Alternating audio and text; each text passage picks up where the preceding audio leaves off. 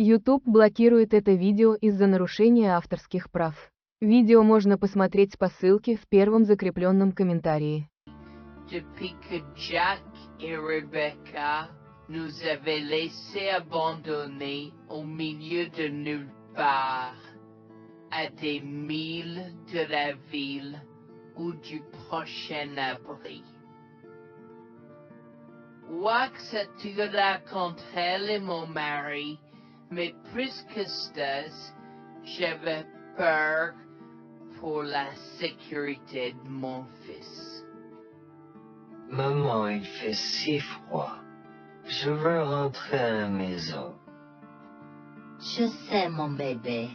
Je suis désolée pour tout ça. Je te promets que je vais trouver de l'aide pour nous, d'accord? Ne t'inquiète pas une seule seconde. Alors que nous trébuchions à travers les congères, je pouvais sentir mon corps s'affaiblir de minute en minute. Je savais que nous ne pouvions pas survivre dehors pendant longtemps, et trouver un abri était la priorité numéro 1. Mais juste au moment où je pensais que tout espoir était perdu, une lumière faible est apparue dans le lointain.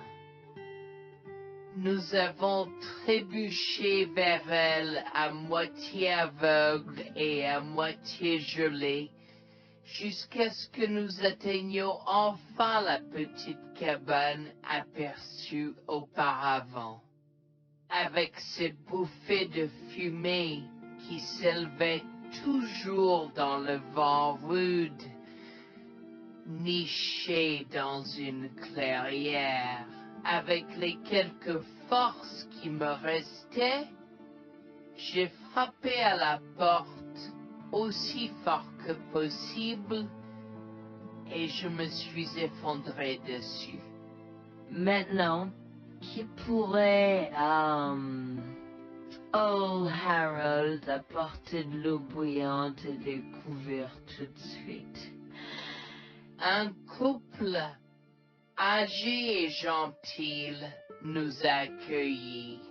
Ils étaient si aimables de nous permettre d'enlever nos vêtements gelés, de nous baigner dans l'eau qu'ils ont tirée pour nous et de nous asseoir près du feu avec une nouvelle paire de vêtements et leur offrant une soupe chaude et des couvertures pour nous envelopper.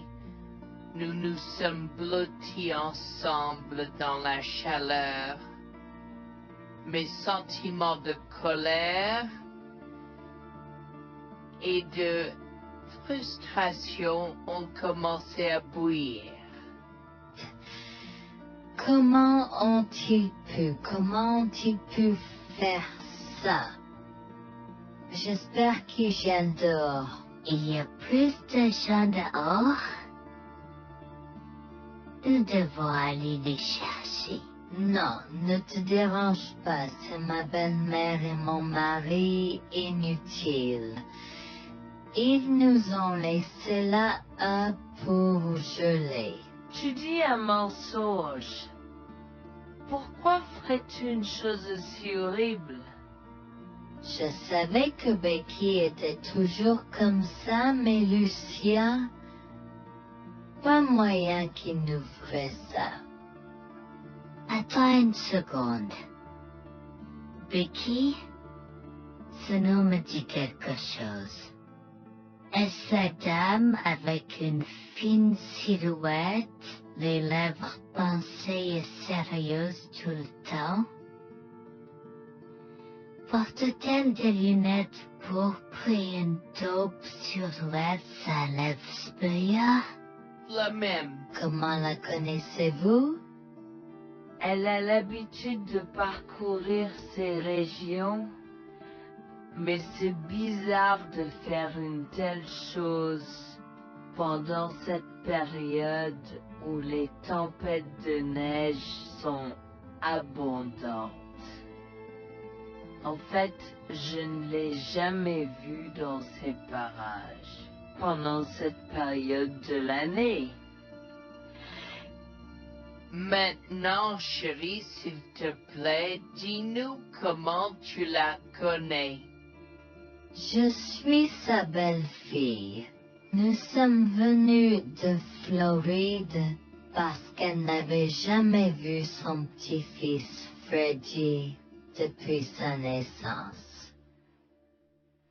Je voulais vraiment qu'ils se lient d'amitié et se connaissent, mais Anne semblait désintéressée, même après que nous soyons venus de si loin. Freddy était blotti contre moi, endormi dans mes bras, avec un sourire sur son visage. Dieu merci, il allait bien. Dieu merci, il était en sécurité. Comment son petit corps a survécu tout cela? Encore un mystère pour moi. Mais plus je le regardais, plus je devenais frustré par son père, inutile, et sa grand-mère. Elle est magnifique. Cela nous fait pleurer de savoir que cela s'est produit. Vous voyez, nous n'avons pas d'enfants. Nous ne pouvions pas en avoir. Alors nous avons décidé de venir vivre sur les montagnes. C'est la vie que nous avons toujours voulu, mais nous ne pouvons pas combler les lacunes dans nos cœurs. Donc, entendre que quelqu'un qui a la chance d'avoir un tel petit enfant a choisi d'être négligent est quelque chose que nous ne pouvons pas pardonner. Tu sais, j'ai toujours eu un drôle de pressentiment à propos de Becky, je te l'ai dit, Harold. Cette femme n'est pas normale dans sa tête. J'ai crié après eux leur disant d'attendre pour nous, mais ils ont juste continué à aller de l'avant. Ils m'entendaient, mais ils choisissaient de ne pas m'écouter. Pourquoi aurait-il fait ça? Parfois, nous ne savons pas pourquoi les gens font les mauvaises choses qu'ils font. Tout ce que nous pouvons faire, c'est faire de notre mieux. Nous avons continué à converser le reste de la soirée, et aussi en colère que je fusse. Avec c'est-à-dire je m'ai fait cheveux merger parce que je savais que Lucien et moi étions exécurés de lui. Le matin est venu et il semblait que la tempête de neige se soit calmée. J'ai cherché sur divers sites web pour trouver des rapports météorologiques indiquant que c'était maintenant sûr de se déplacer dans la ville. Et la ville. J'ai échangé des coordonnées avec Georgina et Harold, les remerciant pour tout l'amour et les soins qu'ils nous ont montrés. Il n'y a pas besoin de nous remercier. Nous avons juste fait ce qui était juste. N'importe qui, avec la moitié d'un cœur, aurait fait la même chose.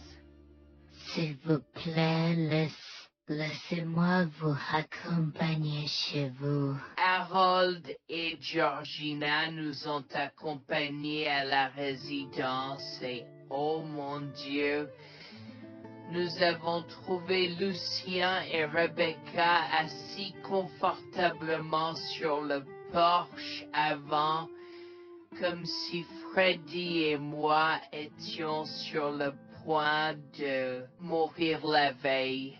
Je suis sortie de la voiture et j'ai commencé à perdre les pédales. Qu'est-ce qui ne va pas chez vous, les gens? Comment pouvez-vous nous laisser là? Tu nous ralentissais et nous voulions voir la cascade gelée. Est-ce que tu plaisantes? Freddy aurait pu mourir la nuit dernière. Tu t'en fous, vous, Lucien? Pour être juste, tu aurais pu simplement rester à la maison si tu n'étais vraiment pas prêt pour cette aventure. Je jure devant Dieu, à ce moment-là, ma vision est devenue rouge. J'étais prêt à attaquer, à donner des coups de pied, à crier et à hurler pour que le monde entier entende à quel point ces gens étaient horribles. Non seulement ils nous ont laissés là, mais ils semblaient ne pas se soucier de ce qu'ils avaient fait. C'était presque comme s'ils essayaient de nous tuer. Avant que je ne puisse lancer une série d'actions et de mots qui ne pourraient pas être repris, Harold m'a retenu, me disant de me calmer, car Freddy était toujours dans la voiture avec Georgina. En assistant à toute cette scène, il m'a fallu un moment pour me calmer.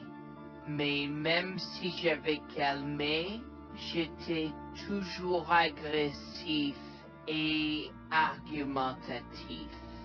Vous nous avez laissés là. Nous aurions pu mourir, Lucien. Tu t'en fous de ça? Tu t'en fous que ta mère ait essayé de nous tuer? Ne sois pas dramatique, Noémie.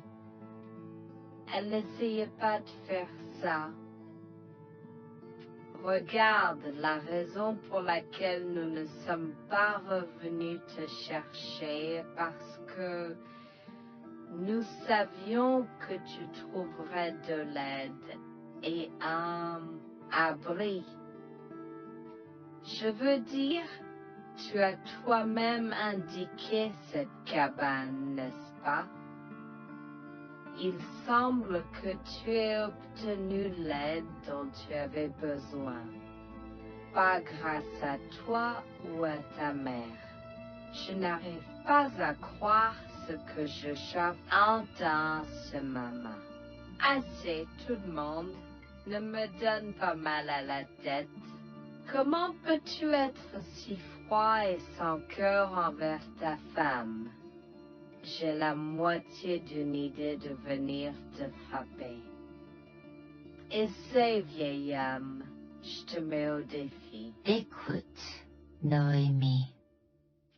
Je suis désolée que tu n'aies pas pu gérer un peu le mauvais temps, mais je jure qu'il n'y avait aucune mauvaise intention de ma part.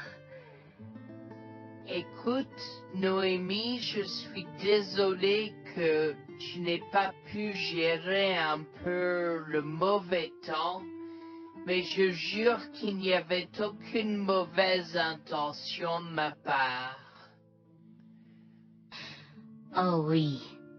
Pourquoi diable Irais-tu faire de la randonnée à cette période de l'année? Nous ne te voyons jamais pendant cette période, alors quoi maintenant? Pourquoi maintenant quand tu as un enfant qui ne voulait que se connecter avec toi?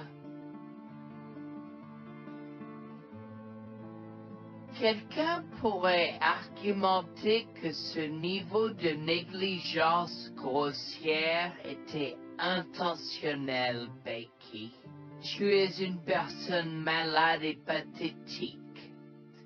Cela a semblé faire fondre l'extérieur froid et dur de Becky, qui avait l'air douloureuse, du moins pendant un instant, avant de revenir à son extérieur de méchante sorcière de l'Ouest. Je ne sais pas ce que tu essaies d'insinuer, mais si tu cherches une bataille, je peux t'assurer que tu la perdras. Tu oublies que je suis une femme riche. J'ai accès au meilleur. Voyons comment ton petit argument va se passer en cours, vieil homme. Vous êtes pas là avec votre malade joueuse. Oui, je souhaite que vous restiez fiers. Tu sais quoi, Noémie? Je m'en fiche maintenant. Je n'ai plus besoin de faire semblant devant toi. Et tout le monde. Alors, laisse-moi te dire les choses clairement pour que tout le monde puisse entendre. Je m'en fiche de toi et de ce bébé. Honnêtement, je souhaite que vous soyez tous les deux morts hier. Au moins, vous auriez arrêté de me déranger avec vos tentatives pour rencontrer ce bébé. Est-ce que je parais en avoir quelque chose à faire?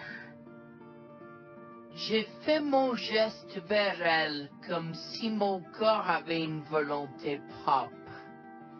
Je me suis approché d'elle et l'ai giflée. J'ai continué à la gifler et à donner des coups de pied aussi forts que possible jusqu'à ce que Jack et Harold me déchirent. Tu m'instupes. Comment osais-je? Comment osez-vous vous asseoir là et défendre cette sorcière? Elle l'avait mérité. Toi, je vais te poursuivre en justice. Comment oses-tu me mettre les mains dessus? Elle ne voulait évidemment pas cela. Regardez, il semble que les tensions soient élevées en ce moment. Pourquoi ne pas tous prendre une grande respiration?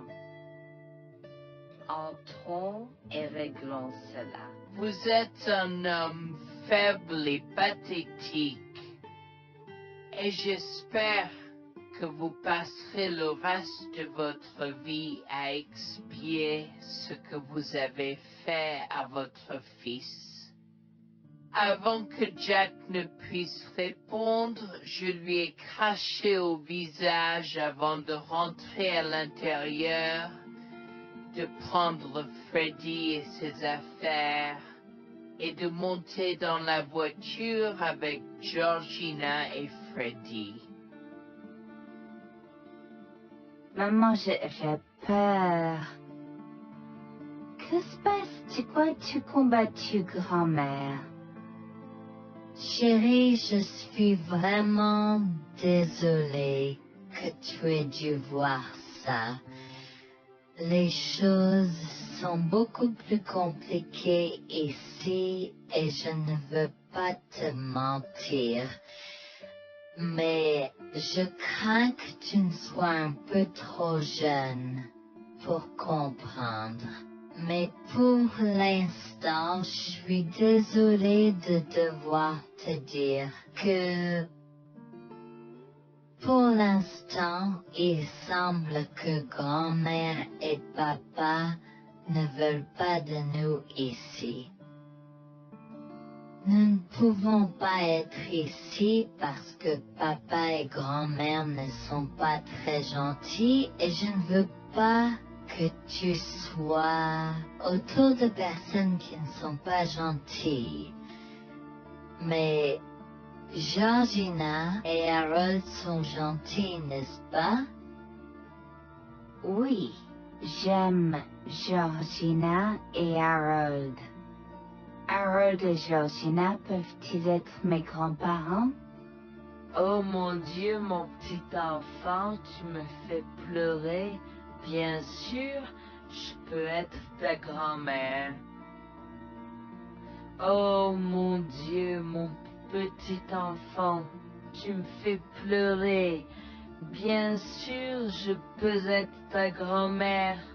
Je serai toujours ton ami et je te promets de prendre soin de toi si tu as besoin de moi. Harold a pris la voiture et nous a emmenés à un hôtel où nous avons pu nous reposer et nous remettre de nos émotions, mais malheureusement tout l'événement était un peu trop difficile à gérer. J'y avais très peur pour l'avenir pour Dieu, tant Freddy que moi, car cela signifiait le divorce. Mais j'avais peur, Bertie, qu'ils obtiennent la garde de Freddy. Décidé de parler au gymnase et c'est propos de la question une fois que Freddy s'était endormi. Que vais-je faire? Je vais aller en prison? Nonsense. Cette sorcière ne portera pas plainte. Et si elle le faisait, elle ne le fera pas. Car nous avons des preuves de sa conspiration pour commettre un meurtre. Comment? Nous sommes toujours préparés, chérie. Nous avons secrètement enregistré toutes les preuves. Maintenant, vous pouvez emporter cet enregistrement avec vous et l'utiliser contre votre mari et belle-mère au tribunal. Vous êtes des anges déguisés. Comment avez-vous fait ça? Quand? Comment? Chut, mon enfant, ne t'inquiète pas de tout ça. Écoute simplement l'enregistrement audio. Nous avons écouté et effectivement toutes les preuves avaient été enregistrées, y compris la partie où j'ai attaqué physiquement sa mère. Maintenant, ils vont me faire pour coups et blessures. Oh mon Dieu, pourquoi je fais ça? Maintenant, Bonjour, je m'appelle Jeanne et j'ai 37 ans. Je rédige ceci parce que l'année dernière a été très difficile pour moi et mon mari Jules. Nous avons beaucoup progressé depuis cet incident et je veux juste partager cette histoire pour aider quiconque pourrait se trouver dans une position similaire. Laissez-moi d'abord vous raconter comment j'ai rencontré mon mari. Adorable. Tout a commencé de la manière la plus inattendue, dans un hôpital. Jules et moi nous sommes retrouvés à passer une longue nuit devant la salle d'urgence remplie d'inquiétude et incapables de partir. Jules était là parce que sa sœur avait eu un grave accident de voiture alors que ma mère a souffert d'une crise cardiaque. Dans cet espace partagé d'inquiétude et d'incertitude, nous avons trouvé du réconfort dans la présence de l'autre. Nous avons parlé facilement, découvrant un terrain d'entente et une compréhension réelle. Comme nous avons réalisé que cela prendrait un certain temps avant d'avoir des nouvelles des médecins, nous avons décidé de faire une pause et de prendre un café au café de l'hôpital. Nous ne savions pas que ces rencontres fortuites allaient changer nos vies à jamais. Au fur et à mesure que la nuit se transformait en aube, nous avons échangé des numéros avant de nous séparer à contre-séance. Pendant que la condition de ma mère se stabilisait et qu'elle commençait sa convalescence, la sœur de Jules faisait face à un voyage plus difficile. L'accident l'avait laissée avec de graves lésions de la moelle épinière et des blessures cérébrales, et elle était paralysée de la taille aux pieds. Jules était dévasté, partagé entre le soulagement qu'elle ait survécu et la tristesse face aux défis qu'elle allait maintenant affronter. Au cours des mois suivants, Jules et moi sommes restés en contact, nous nous soutenons émotionnellement pendant les convalescences de nos proches. Nos conversations ont progressivement changé, nous permettant de partager nos espoirs, nos rêves et nos peurs. Dans l'un de ces échanges sincères, Jules a eu le courage de m'inviter à prendre un café, un rappel significatif de l'endroit où notre connexion avait d'abord fleuri. Notre amour a grandi rapidement, alimenté par la fondation que nous avons construite pendant nos moments les plus sombres. Welfare vers la réalité de l'autre et avons avoir réfléchi. Cela n'a pas pris longtemps pour que nous réalisions que nous avions trouvé quelque chose de vraiment spécial.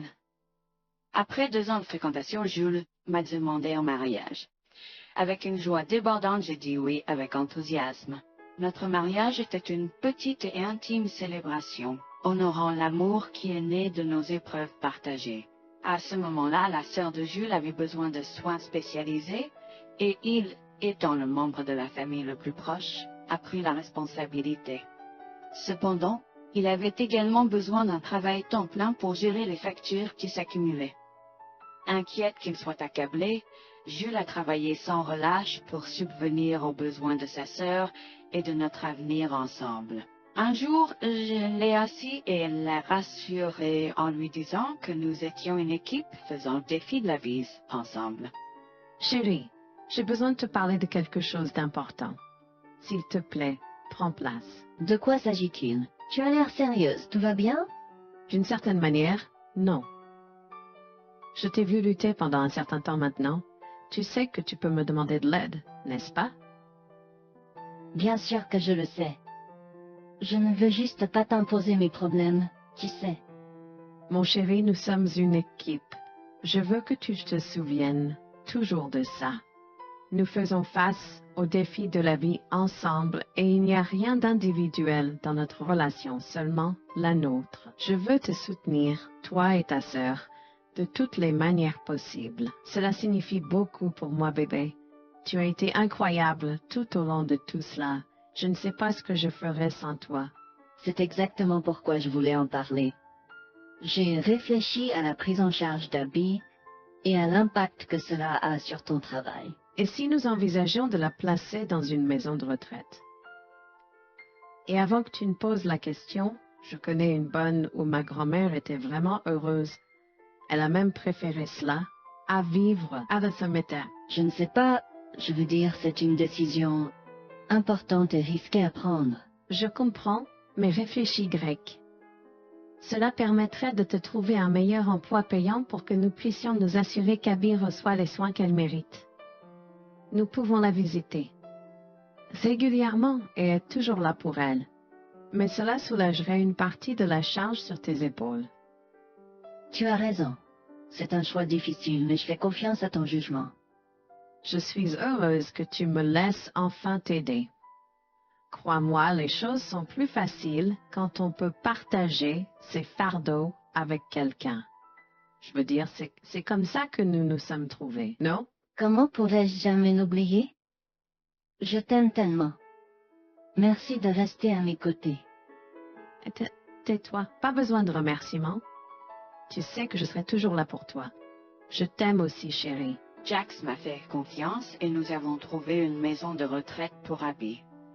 Au cours des prochains mois, Jax a trouvé un travail mieux rémunéré et a rendu visite à sa sœur tous les jours. Le rétablissement d'Abby a progressé de manière surprenante bien qu'elle soit paralysée. Elle a commencé à se déplacer dans la maison de retraite dans son fauteuil roulant, déterminée à explorer. La maison de retraite permettait aux résidents de sortir avec des membres de leur famille enregistrés, alors je lui ai envoyé une allocation mensuelle pour l'aider à s'amuser. La mère de Jax, Grégoire, a entendu parler de son dévouement au bien-être d'Abby et des efforts qu'il a déployés pour s'occuper d'elle. Grégoire est venu à notre domicile, les larmes aux yeux, pour exprimer à quel point il était fier de son fils, Orap. Mère, pourquoi pleures-tu? Qu'est-ce qui ne va pas? Je veux juste que tu saches à quel point je suis fier de toi, Jules. Tu as montré une telle force et compassion en prenant soin d'Abby. Je ne pourrais pas être plus fier d'avoir élevé un fils aussi merveilleux. Eh bien, merci, mère. Je fais juste ce que je peux pour Abby.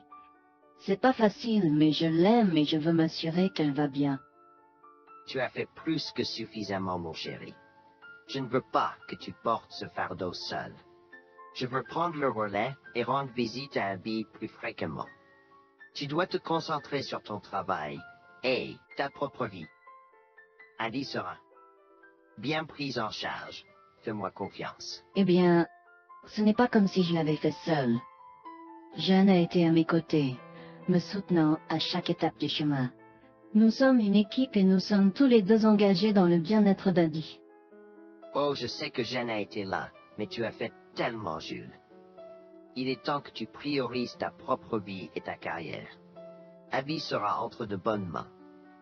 Fais-moi confiance. D'accord, mère, si tu es sûre de toi, alors j'accepterai. Mais je veux que tu saches que c'était un plaisir de prendre soin d'Abby et que je serai toujours là pour elle, quoi qu'il arrive. Je t'apprécie, Jules, mais il est temps pour toi et Jeanne de vous concentrer sur vos futurs. Fais-moi confiance, ce sera pour le mieux. D'accord, mère, si tu crois que c'est la bonne chose à faire, alors j'irai avec. Promets juste de bien t'occuper d'Abby. Je te le promets, maman, tu peux compter sur moi. Maintenant, m'en va et concentre-toi sur ton travail. Laisse-moi m'occuper de la garde d'Abby. J'ai trouvé l'intérêt subi de Grégoire pour Abby un peu étrange, mais je me suis tue car je savais que ce moment était important pour Jules. L'année suivante, Jules s'est concentré sur son travail et a obtenu une augmentation. J'ai également obtenu une augmentation, ce qui nous a permis d'augmenter l'allocation mensuelle de base d'Abby. Grégoire a tenu sa promesse, mais il y avait un piège. Il a toujours insisté pour que nous restions occupés par le travail et nous a rappelé à quel point Abby était heureuse avec plus d'argent. Il nous a grondés si nous voulions la visiter et a prétendu qu'il savait ce qui était le mieux pour elle. Grégoire nous a fait appeler avant de rendre visite à Abby, donc il a contrôlé notre accès à elle. En conséquence, nous l'avons vue de moins en moins, mais nous avons continué à lui envoyer l'allocation chaque mois. Je me sentais mal à l'aise par la situation. L'attitude possessive et le comportement contrôlant soudain de Grégoire m'inquiétaient. Il semblait toujours avoir des excuses lorsque Jules avait besoin d'aide avec Abby dans le passé. Cependant, je n'ai rien dit, car je savais à quel point Abby était importante pour Jules. Malgré les défis, Jules et moi sommes restés engagés à soutenir Abby. Nous avons tenu notre promesse de fournir une assistance financière, même si nous ne pouvions pas être avec elle autant. Nous avons cru qu'Abby méritait les meilleurs soins. Même si nous ne pouvions pas être avec elle autant, nous